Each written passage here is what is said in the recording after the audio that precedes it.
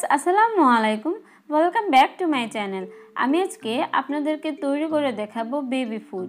আমি আজকে আপনাদেরকে তৈরি করে দেখাবো হোমমেড সুজি। আমরা কিন্তু চাইলেই বাইরে প্যাকেটজাত যে সুজি পাওয়া যায় বাজার থেকে কিনে এনে বাচ্চাদের খাওয়াতে পারি, কিন্তু সেই সুজিটা কতটা স্বাস্থ্যকর সেটা নিয়ে কিন্তু একটা কোশ্চেন থেকেই যায়। তাই আমি অবশ্যই সাজেশন করব যে আপনারা নিজেরা স্বাস্থ্যকর উপায়ে বাসায় খুব সহজে সুজি তৈরি করতে পারবেন আমার আজকের এই রেসিপি দেখে। যারা আমার চ্যানেলে নতুন তারা প্লিজ আমার চ্যানেলটি সাবস্ক্রাইব করবেন আর পাশে থাকা বেল বাটনে অল নোটিফিকেশনে ক্লিক করে রাখবেন, তাহলে আমি যখনই কোনো নতুন রেসিপি আপলোড দেব আপনি সাথে সাথে এই নোটিফিকেশন পেয়ে যাবেন। আমার নতুন আর মজার মজার সব রেসিপি মিস না করতে চাইলে অবশ্যই সাবস্ক্রাইব করে রাখবেন। চলুন তাহলে তৈরি করে নেই। প্রথমে আমি কিছু চাল, যে আমরা ভাত খাই সেই ভাতের সেদ্ধ চাল যেটা বলা হয়, সেই সেদ্ধ চালটা আমি ভিজিয়ে রেখেছিলাম গতকাল ঠিক বিকেলের পরপরই সন্ধ্যার দিকে। এটা ভিজিয়ে রাখলে খুব নরম হয়ে থাকে আর ব্লেন্ড করতে অনেক সহজ হয়। তার জন্য আমি প্রায় 12 ঘন্টার মতো চালগুলোকে ভিজিয়ে রেখেছিলাম। ভিজিয়ে রেখে এই চালগুলোকে আমি খুব ভালোভাবে পরিষ্কার পানি দিয়ে কয়েকবার ওয়াশ করে নিয়েছি এভাবে ডলে ডলে। তারপর একটা স্ট্রেনার নিয়ে নিয়েছি।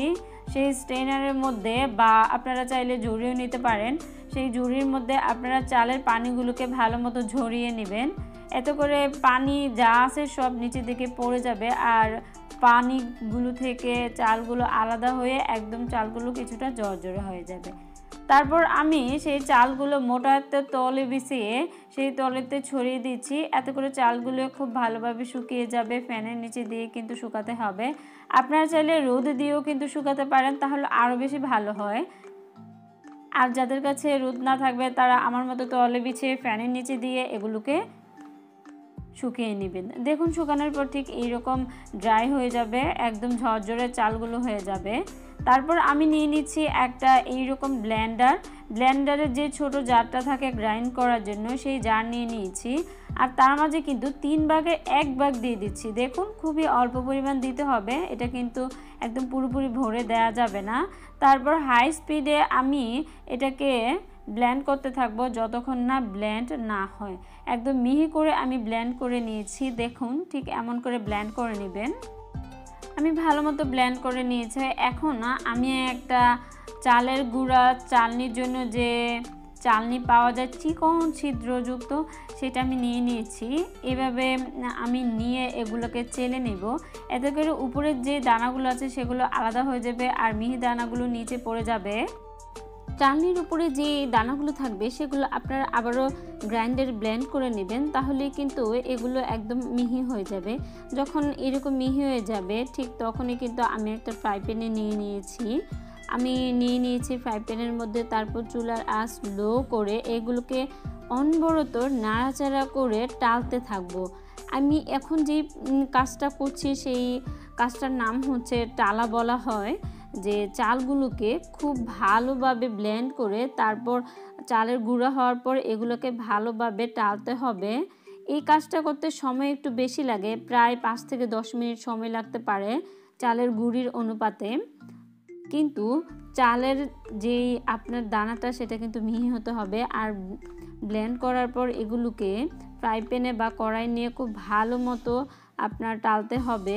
যখনই দেখতে পাবেন এমন দানা দানা সুজি হয়ে গেছে আর একদম ঝরঝর হয়ে গেছে, তখনই কিন্তু চুলার আঁচ অফ করে দিতে হবে। আর চুলার আঁচ কিন্তু কখনোই মিডিয়াম থেকে হাই করা যাবে না, আর অনবরত নাড়াচাড়া করতে হবে, তা না হলে কিন্তু নিচের দিকে লেগে যাবে।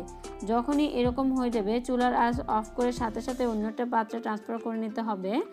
তারপর যখন ঠান্ডা হয়ে যাবে তখন একটা এয়ারটাইট বক্সে ভরে এগুলোকে আপনি সংরক্ষণ করে বাচ্চাকে খাওয়াতে পারবেন প্রায় 3 মাস পর্যন্ত সময় নিয়ে। এগুলো কোনোভাবে নষ্ট হয় না, ফ্রিজে রাখারও কোনো প্রয়োজন নেই, এমনিতে এগুলো 3 মাস পর্যন্ত ভালো থাকে।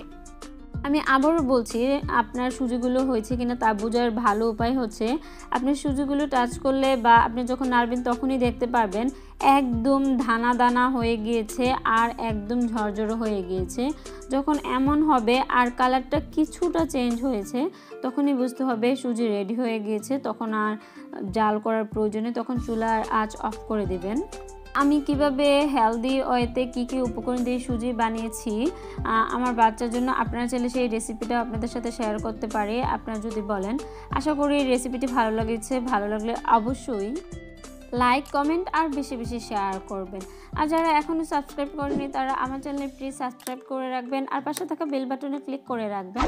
তাহলে আমি যখনই কোনো নতুন রেসিপি আপলোড দেবো আপনি সাথে সাথেই নোটিফিকেশন পেয়ে যাবেন।